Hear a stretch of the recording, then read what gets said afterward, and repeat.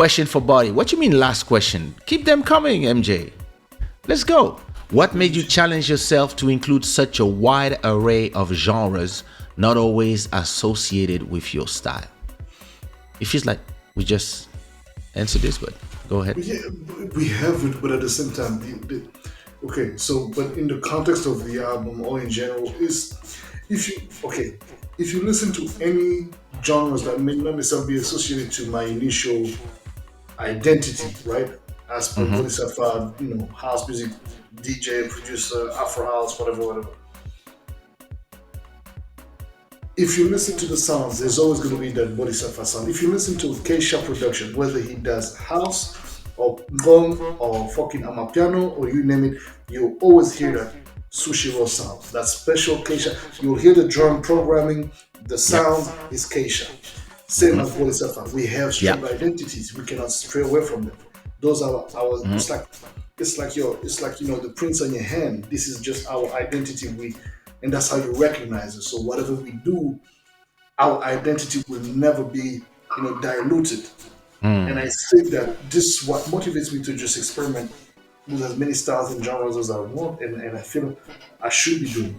There are certain styles that I'm genres of music that I'm not, I'm not at all receptive to, but those I'm receptive to, I expect myself to, as an artist, to go and experience them.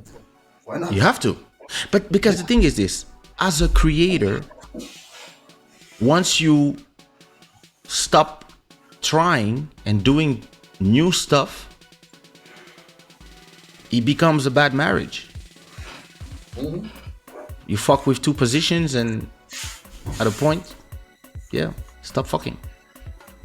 No, but and it gets boring, and I think It gets boring. diversity. And even me as a DJ, I love when I'm able to, because I come from this culture, and this is something that I've learned with mentors like the likes of Louis Vega, Joe Cosell, Alton Miller, Oshun, those names, legends. When they play music, when they DJ, I mean, man, you have a musical voyage. You will travel, and I expect a DJ to take me on a journey. It may not, and I don't want the DJ to play all the latest hits. I don't quite care about that shit. And when I say latest hits, it doesn't have to be top 40, but it can just be like actual, your genres of music kind of hits, right? You don't have to play all the latest songs. Sometimes the way you're gonna program in your set a track from back in 2004 can turn up the night in such a different level.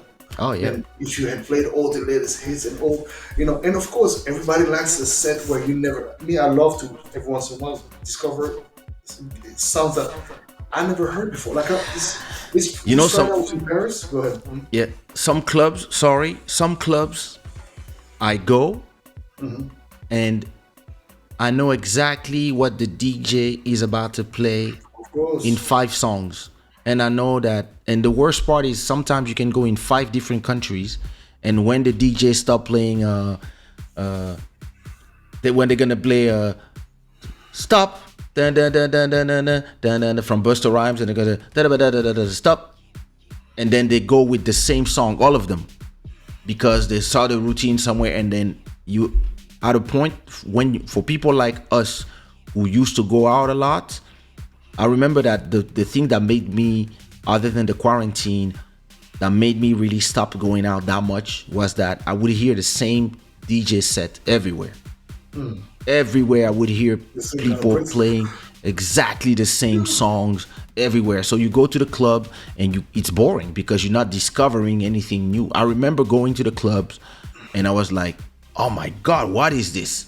And that was before Shazam, and like you would have to go to the DJ and ask him, hey, what is what is, or try to read on his player what is the guy playing. But today, do you agree with, I mean, do you, what Nuno is saying? Many DJs today don't have the balls to play different. Of course, because it's easy to cater to. So, for example, right? I'm the perfect example. I always, man, I find it interesting when I hear DJs being invited to perform at certain venues, right? They have an opportunity to stand out by playing a sound that defines them. But yet, they're gonna go because they're scared and they want to get the easy reaction of hands in the air and girls going crazy. They're gonna go straight for the hits. Same goes for DJs who open up a DJ set. You know what? A warm up set is one of the most important performance you can think of. The warm up, the opening act will set up the tone for the whole vibe. And the problem is this new generation of DJs, they have so little self-confidence, they have so little knowledge, a lot of them, not all of them, but a majority of them, unfortunately. They think that they have to bang out music before the main guest arrives. But this is not how you shine because you basically what you're doing is that you know you're exhausting the crowd. You're not warming them up. You're not getting them excited and prepared for the next phase of the night. Because if by the time the main guests arrive, who got paid probably 15K or 5K, whatever the fee they ask for their performance, if the crowd is tired, they're not necessarily going to consume anymore. Or they might be all drunk and it might not necessarily be a successful night. So in the end, there is indeed a factor of no risk taking that is very very sad, and it also goes along with this new generation that wants this quick reaction, that wants this quick effect of like, these videos on Instagram where you see like somebody capturing a moment, and we've had this conversation, right? But this what sells.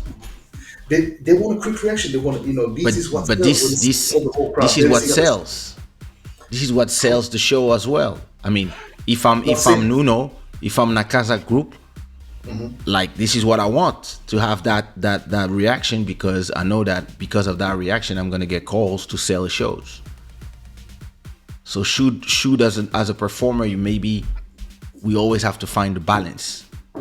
And most people, they go either on too far on one side or too far on the other side.